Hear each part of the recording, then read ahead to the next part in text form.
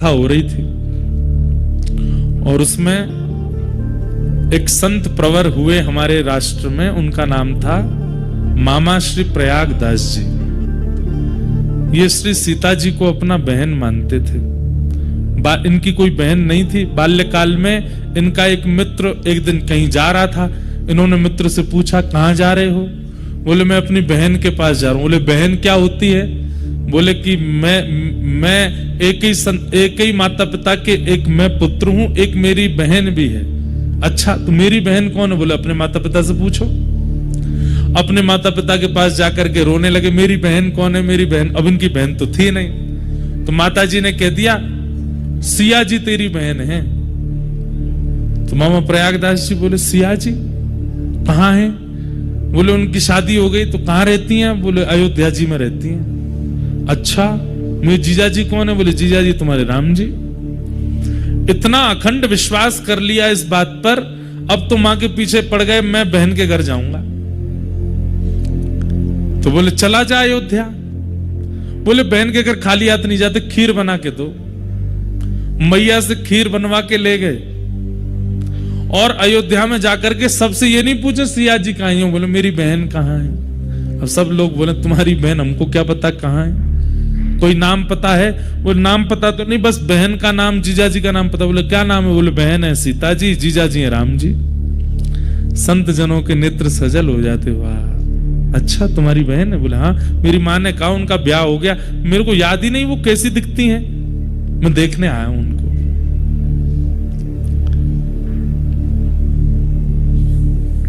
संतों ने कहा, यह अयोध्या है, यहां तुम्हारे जीजा जी और बहन जी विचरण करते रहते हैं। किसी वृक्ष के नीचे बैठ जाओ, आएंगे तुमसे मिलने। बस उनको ढूंढते रहना, उनकी आस में बैठे रहना, आएंगे इसी मार्ग से।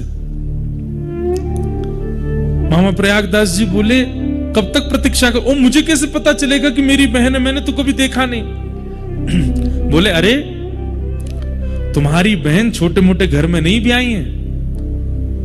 रघुकुल कमल दिवाकर, एक छत्र सम्राट महाराज दशरथ के पुत्र हैं श्री राघव जी, तुम्हारे जीजा जी।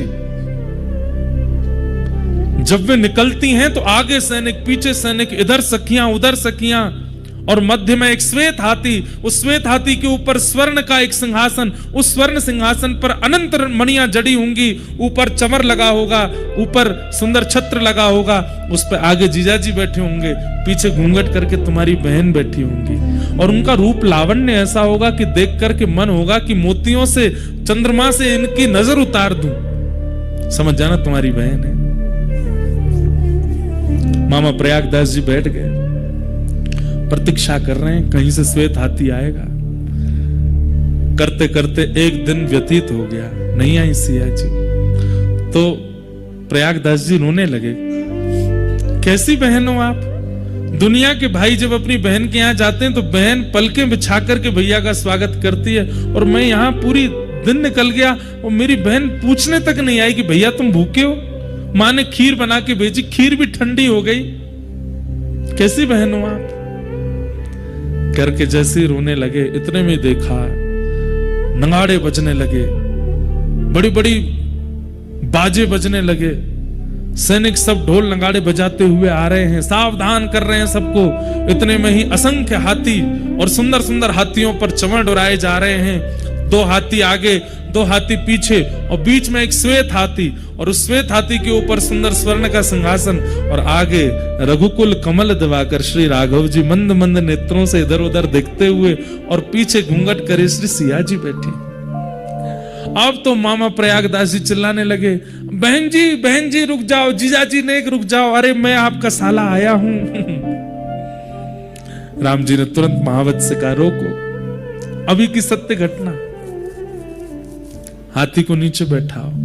नीचे बैठा है, सिया जी उतर करके आए, और उतर करके आकर के देखा, नेत्र सजल हो गए सिया जी के, लिपट गए मामा प्रयागदास जी।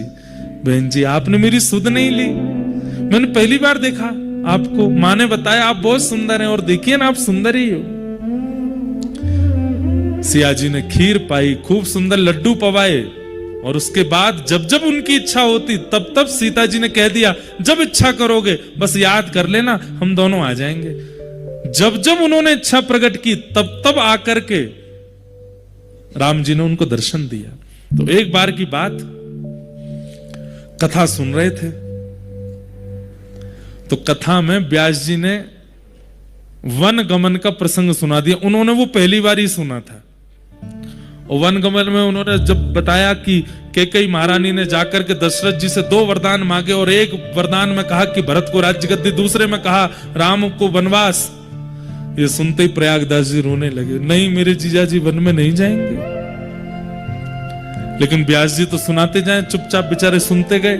और जैसे ही प्रसंग आया कि सीता जी के पास गए और सिया जी से जाके कहा कि तुम यहीं रह करके पूरे कुल की रक्षा करना, सेवा करना। और सीता जी कहने लगी, नहीं नहीं मैं तो आपके संग चलूंगी।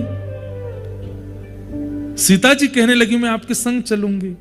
तो प्रयागदास जी तो इतने फूट फूट के रोए। और जैसे ही सुना कि रथ में आरूढ़ होकर के राम जी और सिया जी अयोध्या छोड़ के वन चले गए, मूर्छित हो गए वहीं पे। हाँ नाथ, हाँ नाथ, हाँ नाथ, हाँ नाथ कहते कहते रोने लगे। लोग बाग सब में हड़कंप मच गया, सब श्रोताजन उठ गए, अरे व्यास जी कोई बेहोश हो गया। बोले पानी डालो। जैसे तैसे होश में आए, आंखें लाल और नेत्रों से अविरल अश्रुधार, पूरा शरीर कांप रहा है। दौड़ करके व्यास जी के पास गए, बोले मेरे भैया और मेरी बहन और मेरे जीजा जी कौन से वन में गए थे?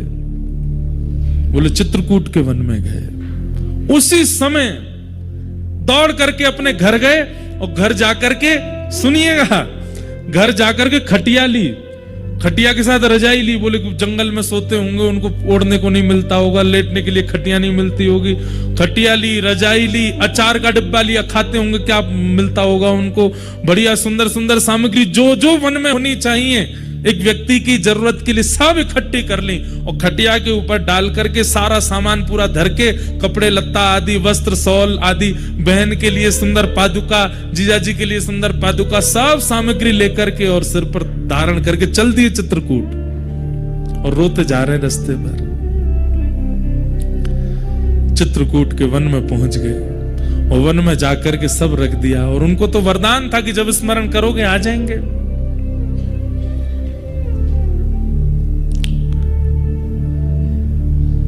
स्मरण किया, कहां है बहन जी, कहां हो? हे सीता बहिना कहां हो?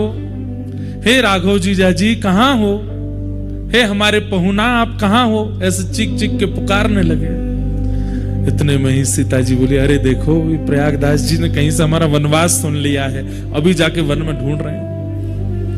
सीता जी इतने में प्रकट हो गई, राम जी प्रकट हो गए, तुरंत चरणों में लिपट गए। बोले कि अरे आप तो कृपा करो, आप वन में क्या कर रहे हैं, अब वन में क्यों घूम रहे हैं?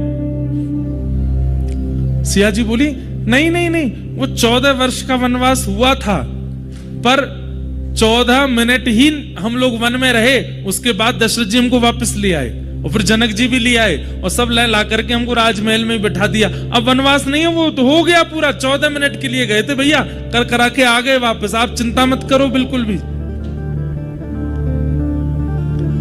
प्रयागदास जी बोले, मैं तो आपके लिए खटिया लेके आया, रजाई लेके आया, सब सामान लेकर के आया कि आप कहीं वन में होंगे, आपको कष्ट नहीं हो।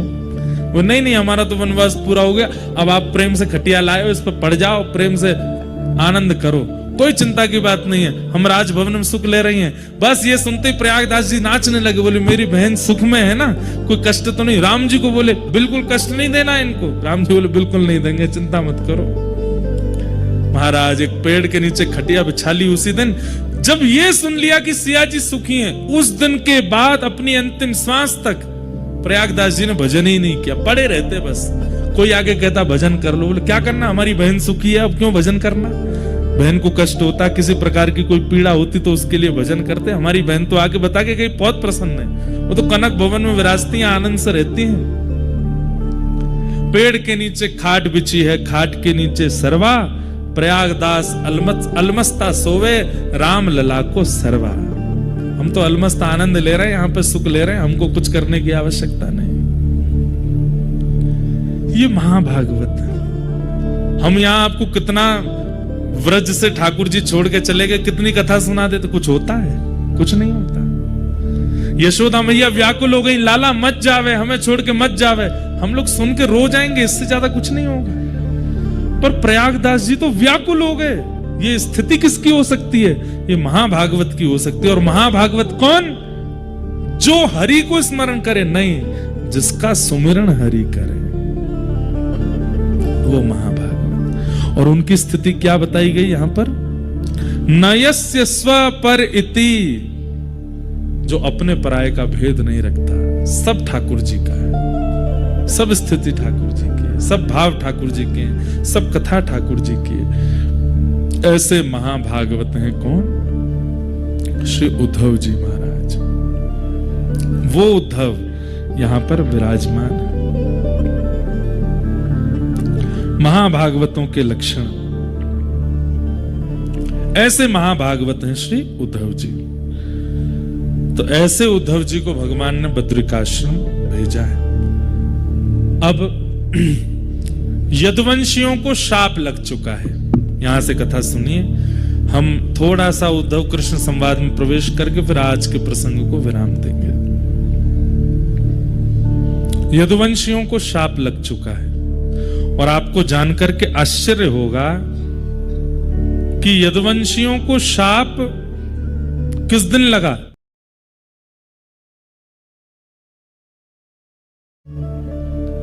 जन्माष्टमी के दिन। ठाकुर जी का जन्मदिन था उस दिन। और पूरे देवी देवता सब भगवान को प्रणाम करने के लिए आए थे। भगवान को प्रणाम करते हुए सब देवताओं ने भगवान को वंदन किया।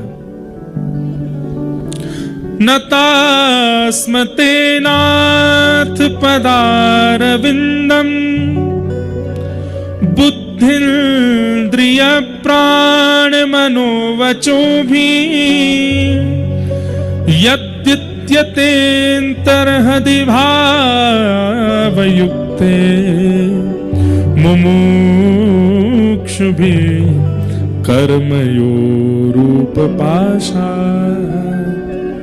देवताओं ने आकर के भगवान को प्रणाम किया। और प्रणाम करते हुए सब देवता भगवान को वंदन करने लगे। आपके चरण कमलों की महिमा, आपके मुखमंडल की महिमा, आपकी बुद्धि की महिमा, आपके स्वभाव की महिमा, सब महिमा गाने लगे। भगवान थोड़ी देर महिमा सुनते सुनते बोले, मूल बात पे आओ, बात क्या है? इतना महिमा मंडन क्यों कर रहे हो? सब देवताओं ने कहा, भगवान, भूमेर भारावताराय पुरो विज्ञापितः प्रभो। हे नाथ, आप जिस कारण से अवतार धारण किए थे वो काम आपका पूरा हो गया। भगवान के अवतार के कारण क्या है? पहला कारण धर्म संस्थापनार्थाय, धर्म की स्थापना। दूसरा कारण क्या है? वैष्णव संत और भक्तों को दर्शन, वो भी पूर्ण हो गया। तीसरा कारण क्या है? राक्षस दुष्ट और दैत्यों का वध। ये भगवान का कारण है आगमन का। देवताओं ने जाकर के कहा कि नाथ, आपका अब कारण पूरा हो चुका है, अब आप वापस वैकुंठ चलो, अपनी लीला पूरी कर दीजिए। और आज तो यदुवंशियों को शाप भी लग गया है। अब नाथ, आपको वापस चलना चाहिए। देवताओं की बात सुनकर के भगवान थोड़े गंभीर हो गए और गंभीर होकर के बोले, मैं अगर चला गया तो मेरे भक्त कहां जाएंगे? मैं अगर चला गया तो मेरे आश्रय में जीने वाले ये सब लोगों का कल्याण कैसे होगा? मैं अगर चला गया तो इस पृथ्वी की रक्षा कौन करेगा? धर्म की स्थापना जो मैंने करी है वो कैसे पूर्ण होगी? तब देवता जन भगवान से कह रहे हैं कि हे नाथ, आपने जितने भी लीलाएं की हैं, उन लीलाओं का श्रवण कथन, पठन और विचार, अब यही मानवों का कल्याण करेगा। आपकी उपस्थिति आवश्यक नहीं है अब मानव कल्याण के लिए। आपकी लीला का अनुसरण और आपकी लीला का चिंतन, कथा का श्रवण, उसी से ही मानव का कल्याण हो जाएगा। कृपा करके अब तो आप चलिए। तब भगवान ने मन में विचार किया और यहां पर स्पष्ट ब्रह्मा जी कहते हैं कि भगवान कितने वर्ष के हो गए आज? आज जन्माष्टमी है, तो यहां लिखा है सारस्वतम व्यतीयाय पंचविंशाधिकम प्रभो। बोले कितने वर्ष के हो गए आज ठाकुर जी? बोले 125 वर्ष के हुए। उद्धव कृष्ण संवाद जन्माष्टमी को ही प्रारंभ हुआ है और 125 वर्ष की आयु में ठाकुर जी ने उद्धव को यह ज्ञान उपदेश दिया है। महाभारत का युद्ध बताते हैं, उस समय ठाकुर जी 80 या 90 के मध्य में थे, लेकिन भगवान की आयु सुनकर के आप किसी भी रूप में भगवान की वृद्धावस्था का अनुभव मत कीजिएगा। ठाकुर जी वृद्ध नहीं है, ठाकुर जी 125 वर्ष के हैं। भगवान का पुत्र प्रद्युम्न 80 वर्ष का है। भगवान का परपुत्र 50 वर्ष का है। लेकिन जब एक साथ भगवान, पुत्र और परपुत्र तीनों खड़े हो जाते हैं तो भगवान लगते हैं बालक। 16 वर्ष के बालक कैसे? भगवान की अवस्था 16 वर्ष की रहती है। रेशे नहीं आते ठाकुर जी को, हमारी तो दाढ़ी मूछ भी आ जाती है। ठाकुर जी को वो जो प्रारंभिक रोए होते हैं ना, जो 13-14 वर्ष के बालकों के आ जाते हैं, वह भी प्रकट नहीं होते ठाकुर जी के। तो भगवान की आयु 125 वर्ष है, पर शरीर पर कोई भी भाव ऐसा नहीं है कि कमर झुक गई हो, लंगड़ा के चल, कुछ नहीं। 16 वर्ष के लाला की तरह उछल कूद करते घूमते हैं सब जगह। एक बाल भी श्वेत नहीं है ठाकुर जी का,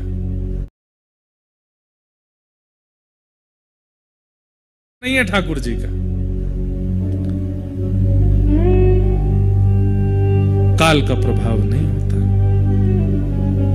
तो आज भगवान 125 वर्ष के हो गए और उस समय देवताओं ने आकर के भगवान से प्रार्थना की कि नाथ अब चलिए।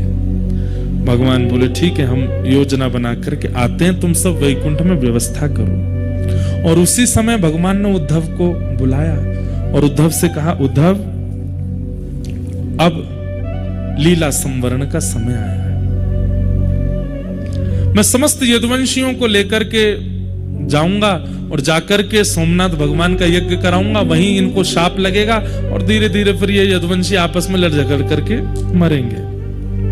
लेकिन तुम यहां रहोगे। तुम्हें मैं कुछ ज्ञान उपदेश करना चाहता हूं, वो तुम बहुत ध्यान से सुनो। उद्धव जी के नेत्रों में आंसू भरे। लीला संवरण की बात क्यों कर रहे हैं ठाकुर जी? और जब सब यदुवंशियों को संग ले जा रहे हैं तो मैं भी तो आपका हूं, मुझे भी ले चलिए। मैं आपके साथ क्यों नहीं जा सकता? ठाकुर जी बोले, तुम उत्तराधिकारी हो। किसके? मेरी भक्ति गादी के उत्तराधिकारी हो। मैंने धर्म का उत्तराधिकारी दुनिया को बना दिया, लेकिन मैंने जो भक्ति प्रेम की व्यवस्था की है उसके उत्तराधिकारी तुम हो उद्धव। इसलिए तुम्हारा रहना आवश्यक है। और तुमने कामना की है व्रजमंडल की प्राप्ति की, इसलिए तुम्हें तप करना पड़ेगा। तो इसलिए अब तुम रहोगे यहां पर। क्या आज्ञा है मेरे लिए? तब भगवान प्रथम आज्ञा देते हैं। ध्यान से सुनो, भगवान कह रहे हैं, तम तु सर्व परित्यज्य स्नेहं स्वजन बंधुषु मय्या वेशय मन सम्य समुद्रे विचरस्वगा। क्या करो? तम तु सर्वम परित्यज्य, अब तुम सब छोड़ दो और यहां पर सर्वम के बाद एक शब्द कहा है भगवान ने, और वो शब्द का नाम क्या है? स्नेहम। बोले तुम्हारा सब लोगों से जो स्नेह है, उस स्नेह का त्याग कर दो। व्यक्ति का त्याग हम लोग कर देते हैं, लेकिन उसके प्रति जो हमारा स्नेह, इच्छा, ममत्व, उसका हम त्याग नहीं कर पाते। और एक और बात सुनिए, अहमता ममता अलग बात होती है। श्रीमद् भागवत जी के प्रारंभ में अहमत्व और ममत्व के त्याग की बात आती है, लेकिन आज ठाकुर जी ने भागवत जी के विश्राम में एक शब्द और कहा है, क्या? स्नेहम परित्यज्य। सब लोगों को छोड़ना बड़ी बात नहीं है। अब आप छोड़ छाड़ करके बद्रीनाथ आ गए, पर चिंता लगी भैया घर में क्या हो रहा होगा, वो क्या कर रहे होंगे, वो कैसे कर रहे होंगे, अब क्या हो रहा होगा, कहीं ऐसे खराब तो नहीं कर दिया होगा। फिर फोन लगा, अब तो नेटवर्क आने लगे।